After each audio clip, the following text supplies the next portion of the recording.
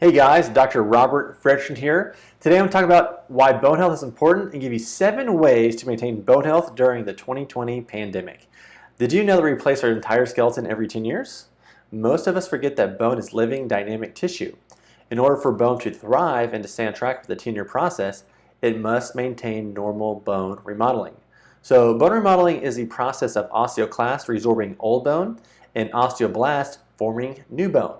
I always remember osteoblasts as being the builder cells. So these two bone cells respond to environmental factors that frankly many of us have neglected during the pandemic. So here's 7 things we can do to help bone remodeling in 2020.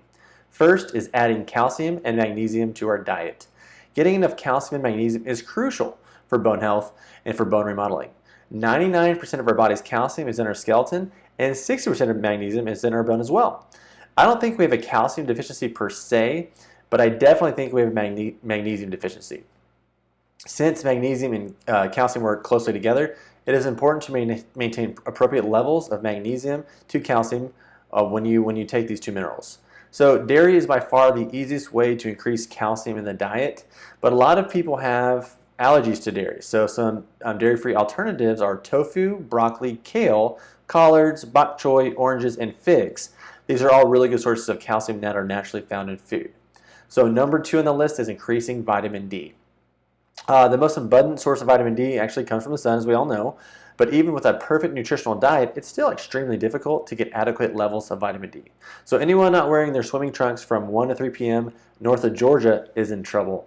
Vitamin D not only helps absorb calcium, but has an anabolic effect on bone, boosting IGF-1 production and also enhancing osteoprogesterone and osteocalcin, 2 proteins that are crucial for bone mineralization and remodeling. Supplementation of vitamin D should be a requirement, especially this time of the year with a limited ability to travel. And we all know about vitamin D's ability to boost the immune system. So get your vitamin D up as well as magnesium. Number 3 on the list is increasing protein. So there's a common misconception that increasing protein can cause bone loss due to excessive acid production.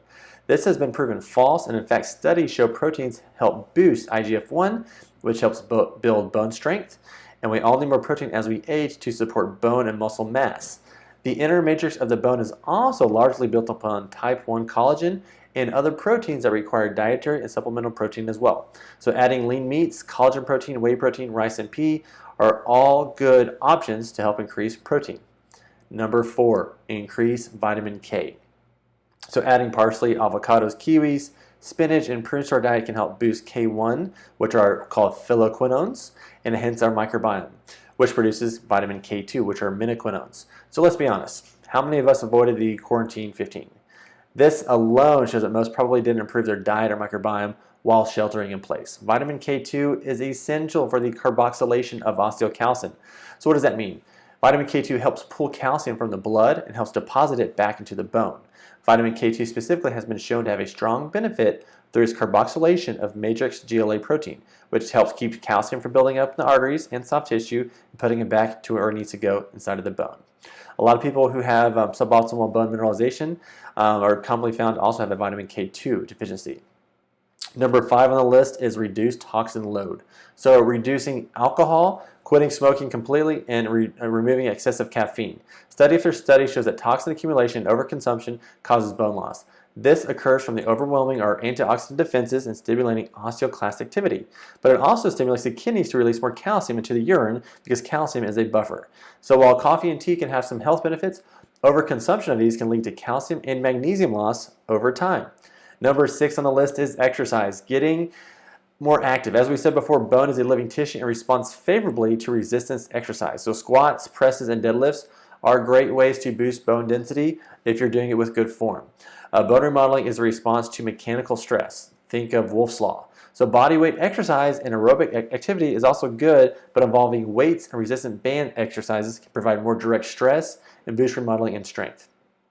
Number 7, last on the list, is diet. So the Mediterranean diet is probably one of the most easy to do, most studies on this health benefits known right now.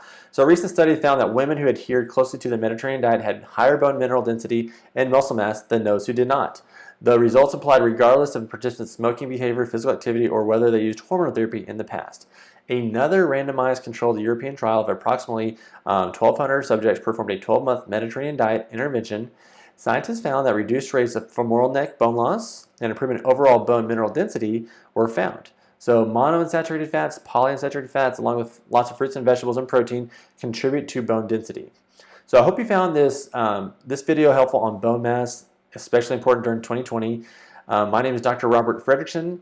Thank you so much for subscribing to my channel. I'll be posting more videos later on in the next coming weeks to accelerate your health and to optimize ways to live healthy, especially during the pandemic. So thank you again for joining me. If you have any questions or comments, please leave them below, and have a great day.